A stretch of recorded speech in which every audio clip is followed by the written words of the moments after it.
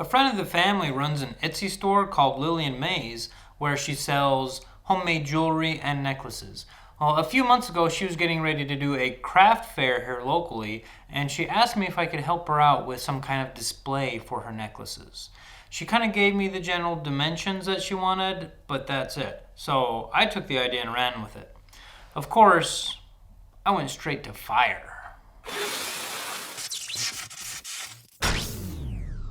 I had a lot of alderwood left over from that barn door build that I recently finished, so I decided I was going to use that. The design that I came up with was a glued up panel approximately 18 inches tall, 12 inches wide, supported by a 2-inch thick base and tapered backs. So using my recently made tapering jig, I made the back supports, cut them down to size, and then drilled the holes in the base. Pretty much all of the assembly of the base was done using either countersunk screws or pocket holes.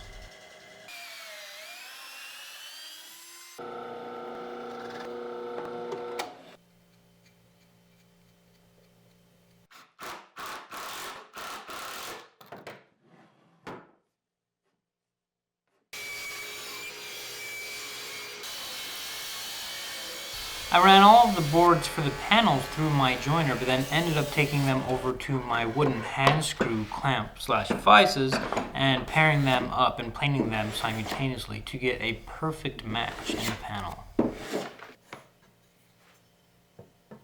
I then went the extra step and even used my biscuit joiner to ensure proper alignment.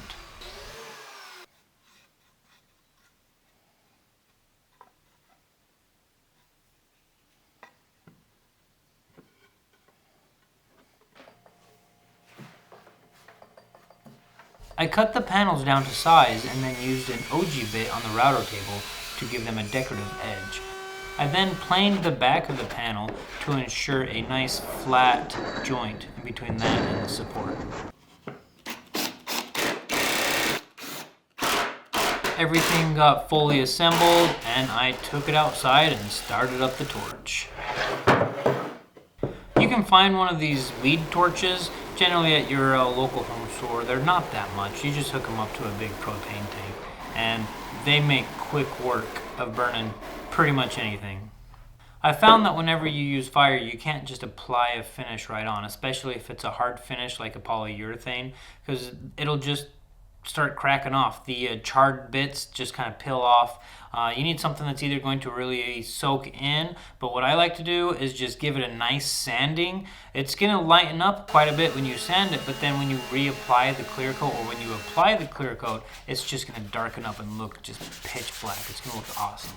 I cleaned up as much of the burnt up sawdust as I could using the vacuum and then mineral spirits. I applied multiple coats of a really dark blue paint. The charred surface really soaks in the blue paint and you almost can't see it, but it actually gives it a very neat effect to where when you walk past it, it goes from black to blue and back. It's almost like one of those pearlescent cars.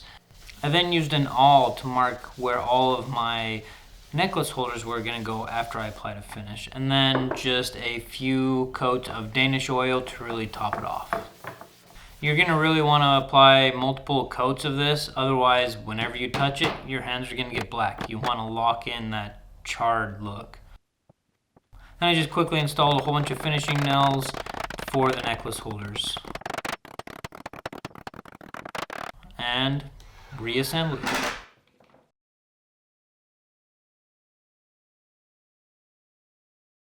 If you want to find out additional information about this build or maybe some of the tools like the tapering jig or some of the tricks I use with like the wooden hand screws, or if you want to find out more about my friend's Etsy store, there's links to all of that down in the description. If this is your first time here, go ahead and subscribe. I do a lot of different projects ranging from metalworking to woodworking, sometimes masonry. It's just, if there's anything that I want to do, I kind of just do it. So always kind of different stuff here. If you enjoy this video or not really, comment down below, let me know what you thought. And once again, thanks for watching and stay safe.